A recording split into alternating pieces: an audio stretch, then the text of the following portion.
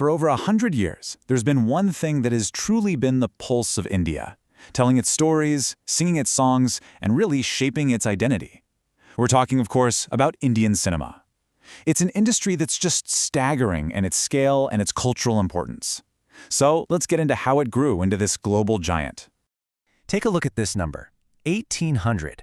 That is roughly how many films India puts out every single year, and get this, across 20 different languages. To give you some perspective, that makes it the largest film industry on the planet by sheer volume. It's not even close. So that brings us to the big question, right? How on earth did movies become so deeply woven into the fabric of a nation? How did it become the cultural heartbeat for over 1 billion people? Well, the answer is this amazing story that mixes technology, art, and the very idea of India itself. And to really understand its power today, we have to go way back, right back to the very beginning, to the birth of this cinematic giant. You know, what's absolutely incredible is just how fast India jumped on this new medium. Just 7 months after the very first film screening in Paris, the Lumiere brothers' work was already being shown in Bombay. And people didn't just watch, they started creating. By 1912, you have India's first full-length feature film. And then just 2 decades later, sound arrives with Alamara, and boom, the industry has changed forever. The pace was just breathtaking. So from its earliest days, Indian cinema wasn't just about escapism. It pretty much immediately became a mirror, reflecting the country's really turbulent social and political journey. And you can see this political shift so clearly in the films of the time. Before independence in 1947, filmmakers had to be clever. They used mythology and history as a kind of cover, embedding these ideas of freedom in stories that could slip right past the British censors. But after 1947, all that caution was replaced by this explosion of optimism. You had films just bursting with hope, celebrating the birth of a new nation. And this one line from the classic film Mother India, it just perfectly captures that post-independence feeling. Gone are the days of sorrow, it's happiness ever after. That was the voice of a cinema that genuinely believed that better days were here, reflecting the hope and the faith of a newly free people. And, as the nation itself changed, so did its heroes. The main character on screen has always been this amazing barometer of the social mood. This evolution tells a story all on its own. First, we had the noble social reformer.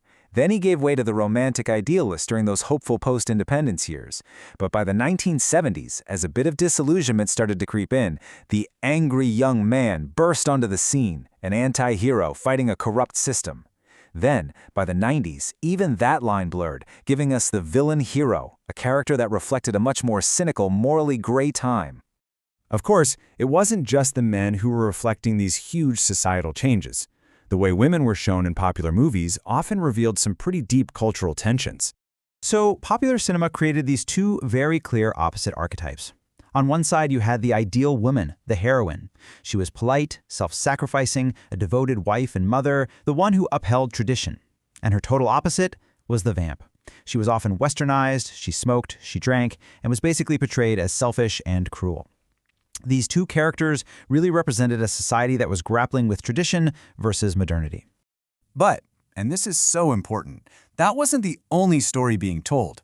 A really powerful counter-movement, often called new or parallel cinema, led by amazing directors like Satyajit Ray, deliberately set out to challenge those stereotypes.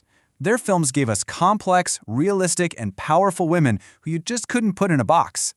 But look, to truly get Indian cinema, you have to talk about the one thing that defines it for almost everyone around the world, its music. What's this number? 12. That's how many songs were in Alam Ara, the very first Indian talkie film back in 1931.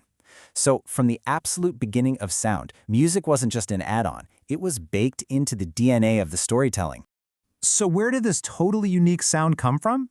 Well, the music directors were like master blenders. They drew from 3 really diverse sources. They took the sophistication of Indian classical music, the raw, earthy energy of all the regional folk traditions, and then they mixed in the structure and melody of Western classical and pop music. They fused it all together into something totally new, something made for the masses. So what does all of this, the heroes, the stories, the music, what does it all add up to?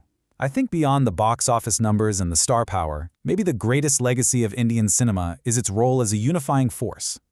It created a shared emotional language in a land of 1,000 spoken ones.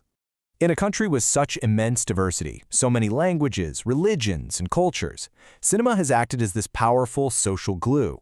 It's really contributed to the welding together of a shared national identity. And this wasn't just some abstract idea. You could see it happen in reality. Cinema created this amazing pan-Indian culture, where stars from the South became massive superstars in the North, and Muslim actors became beloved household name idols in a majority Hindu nation. On screen and off, it helped dissolve all kinds of boundaries. So for over a century, Indian cinema has constantly remade itself, always mirroring the nation. And that leaves us with one final thought. In today's world of global streaming and super-specific tastes, what story is it going to tell for the next 100 years? What's the next evolution?